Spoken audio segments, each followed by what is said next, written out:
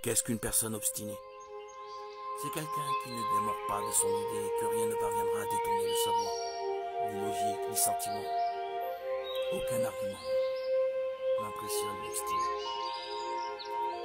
Il ne tient compte que de son but. Et la plupart du temps, il y parvient. Comme toutes les valeurs, tout dépend de l'usage que l'on en a fait. On imagine les désastres que pourrait causer une obstination mal placée. De même, il faut se représenter la force incroyable que procure l'obstination lorsqu'on l'emploie pour la bonne cause.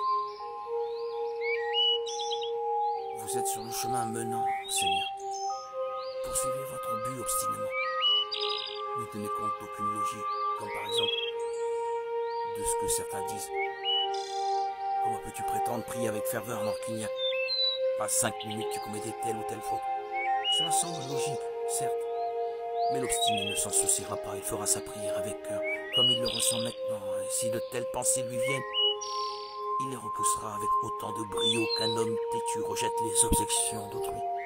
Finalement, qui est gagnant? L'obstiné. S'il est vrai qu'il a commis telle faute, en quoi le fait de bâcler sa prière aurait réparé sa faute? Bien au contraire.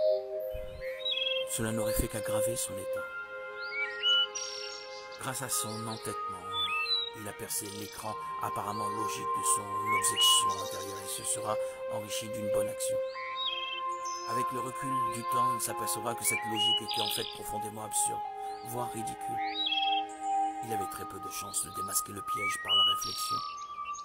Il a triomphé grâce à son obstination. Il en va de même des difficultés qui peuvent nous causer notre entourage, et contre lesquelles, bien souvent, l'obstination demeure la seule réplique efficace.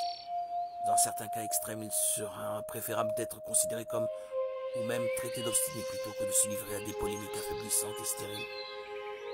Avec un peu de perspicacité, vous essaierez de discerner, dans les débats qui vous sont proposés, s'ils offrent une possibilité d'enrichissement ou s'ils sont simplement des provocations. Dans le premier cas, il convient d'accepter le dialogue. Dans le second, il faudra s'y refuser en maintenant obstinément son point de vue. Ces principes, comme d'autres, sont de précieux conseils qui nécessitent souplesse d'esprit et expérience, et mieux encore, des exemples vécus. C'est auprès de ces précautions que la recherche pourra se poursuivre et aboutir à la bonne application du conseil.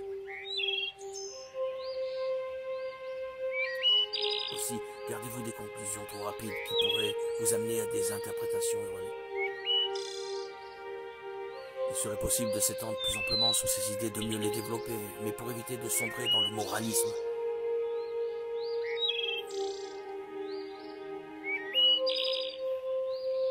Cette clé, qui est l'obstination, vous permettra avec son usage